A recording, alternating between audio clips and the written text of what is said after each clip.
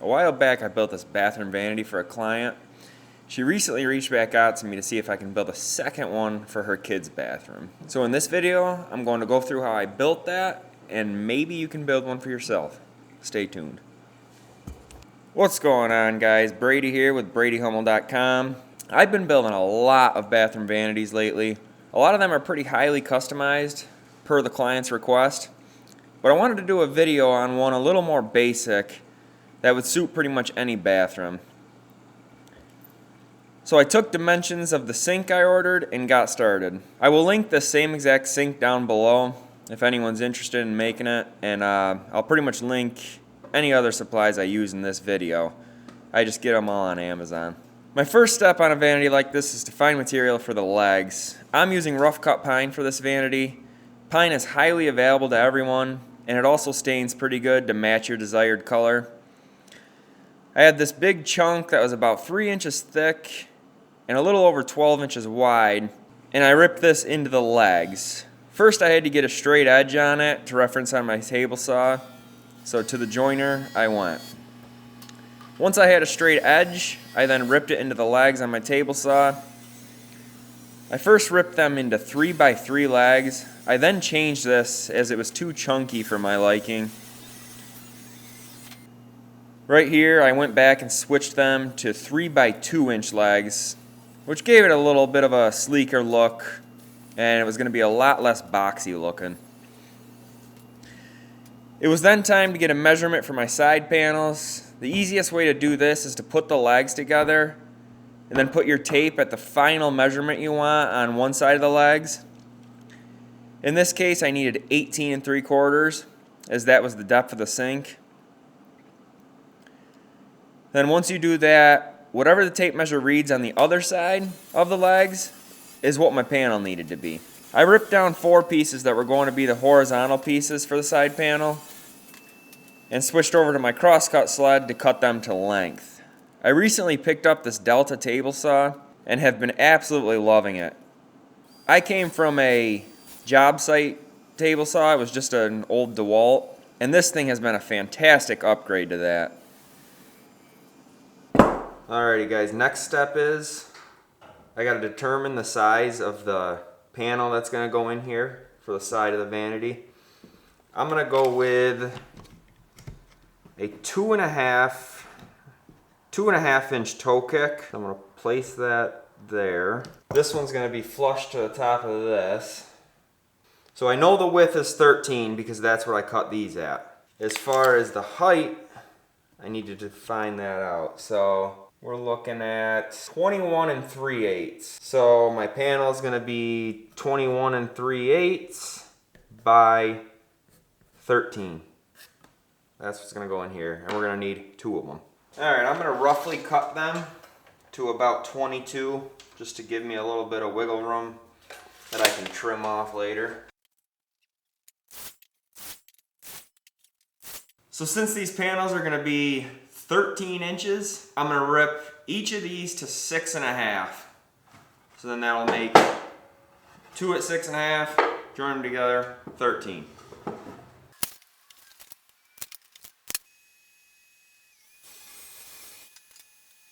Alright, now I'm going to get my crosscut sled and cut these down to the 21 3/8 length. Earlier I mentioned that I picked up this Delta table saw, and in this frame right here you can see I have my router table mounted to it. This has been one of my favorite parts about it because it saved me from having a separate router table to save a lot of space in my smaller garage. And it also extends the width to my table saw as well.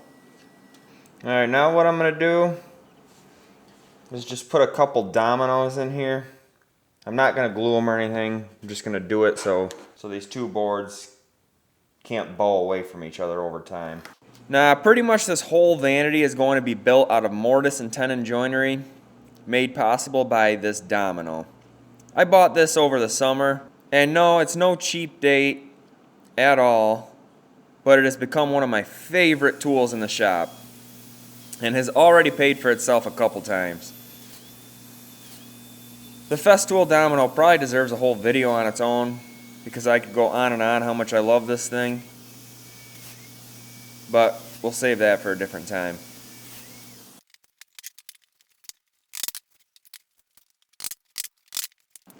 Here I need to mark the mortises for the panel, and I'm using a scrap piece of plywood to bring it up flush with the legs so I can go through and mark them all. I also be sure to label each mortise so I know where to put it together during the glue up. You definitely don't need a festool domino for this. You could easily make all these joints with a pocket hole or just get a cheap doweling jig, and this will do the same thing. I do the same thing with the other side, and then I get to putting the mortises in. A lot of times I get asked how long it takes me to make a project, and the projects themselves are a little time consuming, but the most time consuming part is making these videos during these projects. It is a ton of work, so if you enjoy these videos, I'd really appreciate a thumbs up, a subscribe, and also leave a comment and let me know what you think. Now, before I glued it up, I had to distress it a little bit. If you can see from the original picture here, I made this one for the customer and I used rough cut pine. But when you do all your planing and straightening, it takes that rough cut look away and you pretty much got to add it back in. I have a whole video on how I do this. I will link that in the top right corner if you're interested in watching that. But this gives it a nice textured look. You do not want it too textured though, so after all that, I give it a light sanding with 220 grit so it's not like super rough to the touch. Alright, now we're ready to start gluing it up.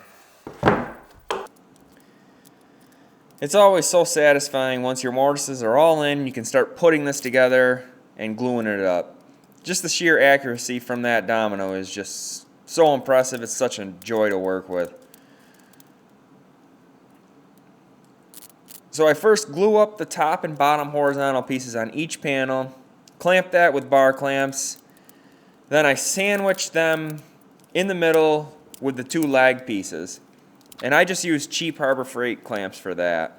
I'm in a few woodworking groups on Facebook, and I see a lot of people want to know how the Harbor Freight clamps work. And I always say if you're using them for woodworking joints, they're absolutely great. A lot of people complain that they're flimsy. They recommend to put a piece of wood in between the bar to stiffen them up. And if you're using them for woodworking, I really don't think that's necessary. If you need to use a lot of force to bring your joints together that result in bending these clamps, you have another issue elsewhere. You should not have to use that much force to bring your joints together. I use these all the time. They work great and you cannot beat the price. Then I just got a measurement for the overall width of the vanity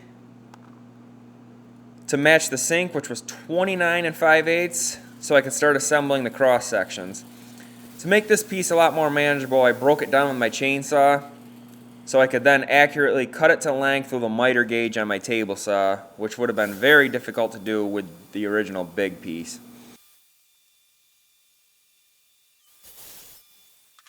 Then ripped it into thin strips. Now you see I'm ripping 3 pieces here and I actually only need 2. But I'm using 2 of them for the front of the vanity, and I'm also using mortise and tenon joinery here. So just marking the dominoes again. For the cross sections on the back of the vanity, I usually use 3/4 inch plywood, and I do this for a couple of reasons. First of all, they are pretty much hidden from the outside of the vanity, and the second reason is when the customer or contractor goes to secure the vanity to a stud, they can screw right through the plywood with no worry of it splitting. Also, you don't have to pre-drill because it's plywood. If it were just a regular piece of wood I put in there, it would more than likely split when you go to screw through if you don't pre-drill it. So I like to use plywood. Also, it's super strong. I also run a 1/4 inch dado on the top piece of plywood to have a spot for the 1/4 inch piece of plywood that I add on the back when the vanity is finished. This might be tough to follow right now, but it'll all make sense and come together when the vanity is finished at the end of the video, I promise. This was time to put all the tenons in and get the carcass glued up and together. I filled all the mortises with glue, lined up all the mortises and tenons, clamping it, making sure to wipe off any squeeze out with a wet rag. The next day when it was all dry, it was time to put the floor in. So I also used 3/4 inch plywood for the rear support. I then take 1/4 inch plywood and mark the bottom while it's flush to the bottom cross section. I then transfer that measurement to the back, marking where I will be putting the rear support in. To To attach this, I use pocket holes. This is the only joint on this vanity that is not mortise and tenon, as well as the floor supports that I put in a second. And that's because I need to put this in such a weird spot. Pocket holes make it super easy to attach in this specific spot. And they'll also be all completely hidden, so you'll never see them. I then line the top of the piece up with the marks I made, and also insetted a 1/4 inch from the back panel. So when I screw the back panel in, it's not sticking out. It's flush with the back. I also attached the floor supports with 3/4 inch plywood as well, using pocket holes for that. Alright, so first for making the doors, we want to find the exact center of the opening. Then we can start measuring for the rails and the stiles. And then next up was the doors. So for the doors, I'm just doing shaker style cabinet doors. That's what I do on most of my vanities. The stiles, which run vertical, are easy to figure out the length. They are just the same as the opening. And then I usually leave a 1/4 inch of play. The rails are a little different because they go in between the stiles, so they'll be a little shorter. And then you also have to add 3/8 of an inch for each tenon, which there are 2 of them, so it's a total of 3/4 of an inch. I ripped my rails and stiles down to 2 1/4 inch wide, and then used my crosscut sled to cut them to length. It was then time to put together the panels that will float in between the rails and the stiles. For this, I'm also using the same pine wood, obviously. These will be thin pieces of wood, probably about a 1/4 inch or right around there. So I resaw that on the table saw and basically book match these. I then plane them down to about a 1/4 inch, cut them down wild, and then glue up the 2 pieces.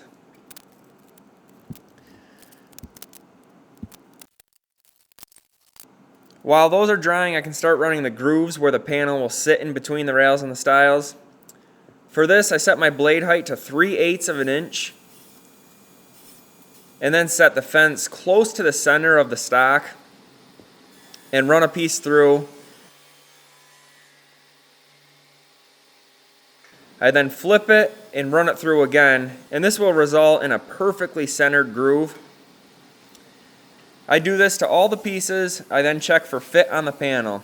Now, more than likely, you're going to have to adjust the fence to get this right a few times. But once you have one piece right and it fits, I run the rest of them through. Alright, I just wanted to chime in here for a second because I just shot a scene to make the tongues to go into the groove. And I said to set your block at 3/8 of an inch as well as your blade height to 3/8 of an inch. We're going to touch base on this in a second because I messed up. I got to replace this. If you set your blade to 3/8 of an inch, it's going to be way too loose. So don't do that. I'm going to replace this real quick. I wish I didn't delete that scene. I kind of deleted out of frustration, but I think it's good to show mistakes too so people can learn from it. No matter what, if you're like a professional, there's professional woodworkers out there that mess up daily. I mess up daily. The best thing you can be for woodworking is resilient. You got to learn from your mistakes and just grow. I'm going to replace this, then we'll go over the right way to do this. So the worst part about making a mistake with these doors is if you mess up one piece, you've got to go all through those steps again just to get one more piece to replace it. It's very frustrating, but oh well, it happens. So you're going to set your block to 3/8 of an inch. Okay, so you want to raise your blade up about that opening. I'm going to start off a little lower and then creep up to it. Then you're going to make your tongues. And you're only going to do this on the rails or the ones that run horizontal until you have a nice snug fit. And once everything is set, you can run the rest through. Alrighty, let's see how I did here. There we go, much better. That's how you want it to fit. Now I just dry fit together and get a measurement for what to cut the panels at, and then cut them down. Alrighty, so it's time to glue these shaker doors up. First thing I like to do first before you do that though, is take a little sander. I use this little foam hand sander. It just takes normal random orbital pads. This thing is great. It's like $8. Link in the description on Amazon. Probably the best sanding tool I have. If you do purchase it, Amazon gives me a little bit of kickback, which keeps this channel going, so I'd appreciate that. Doing this will just help the panel slide in better once we put the doors together, which is next. I just glue the tongues on one side, put them into the stiles. I then slide the panel in, which slides in super easy after you ease over the edges, and then glue on the other rail on the other side, and that sandwiches the panel. And the panel just floats in there, you don't have to glue that, and that results in a completed shaker style door. And here's a little different from how I did it from the other side. Since I got my table saw, it's much more accurate and has made making these doors a lot easier and just results in a better overall finished product. Before installing the doors, I cut to fit the 1/4 inch plywood floor and then just glued it down.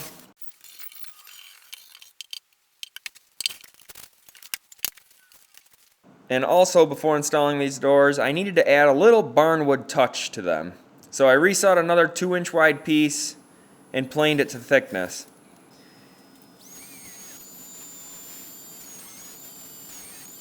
I marked where the miters needed to go, cut them to fit it in the diagonal piece, and then glued it in.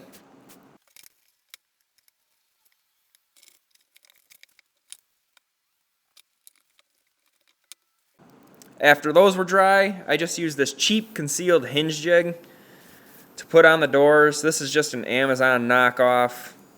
It's just like the Craig style one, works just as good, but it's just a lot cheaper. I then install the soft close hinges before installing them in the cabinet with an 1/8 inch space all the way around the doors.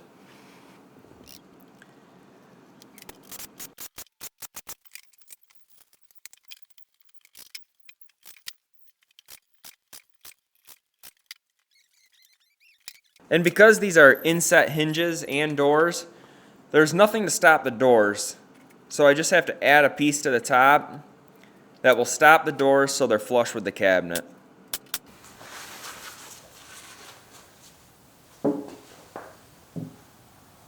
I sand the whole thing with 220 grit sandpaper, also easing over the edges of the feet so they will not chip or split easily being moved. I stain this one with golden oak stain, and once that is dry, I finish it with a homemade Danish oil. That is just a 3-part mix of equal parts of oil-based poly, boiled linseed oil, as well as 100% mineral spirits. It's an easy wipe-on finish, and I usually do about 3 or 4 coats, letting it soak in. And then the final coat, I give it another light sanding and wipe on one final light coat. To attach the sink, there's no hardware to attach it. So I use goop. All around the edges. This stuff is super strong and it will adhere the sink no problem.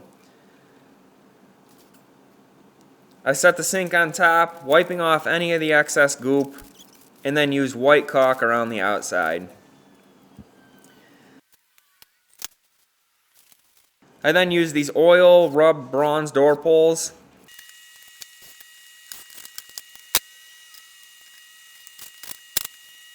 Installed the faucet and the drain, and this is why I leave the back panel off until the end. This just makes installing these a lot easier. Then finally add the back panel.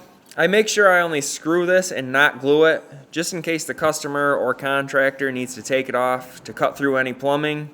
So one final thing I do is on the inside left, I just take a little badge.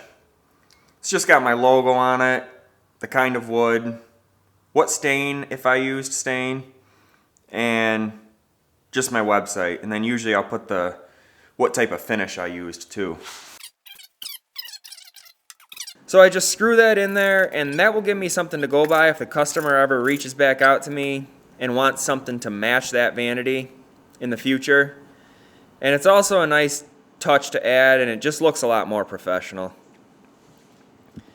So I set this little area up in my garage to take professional quality pictures and got to it, as that's usually my final step. Alrighty guys, my final step is pictures. I'm not going to get too much in depth about this because this video is already going to be pretty long, but basically I just got like a seamless backdrop, and you can run it all the way on the floor, but I kind of like the cracks in the concrete. It gives it kind of a industrial look a little bit. But I'm just going to take some quick pictures just to finish this off. Here's some B-roll of the final product.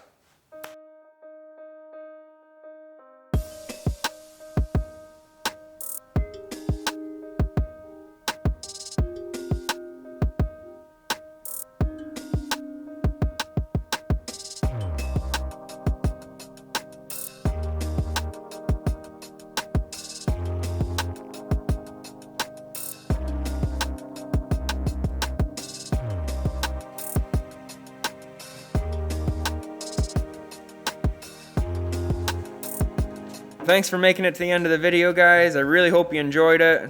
Really hope you got something out of it. Please like, comment, subscribe, and I'll catch you in the next one. Thanks for watching.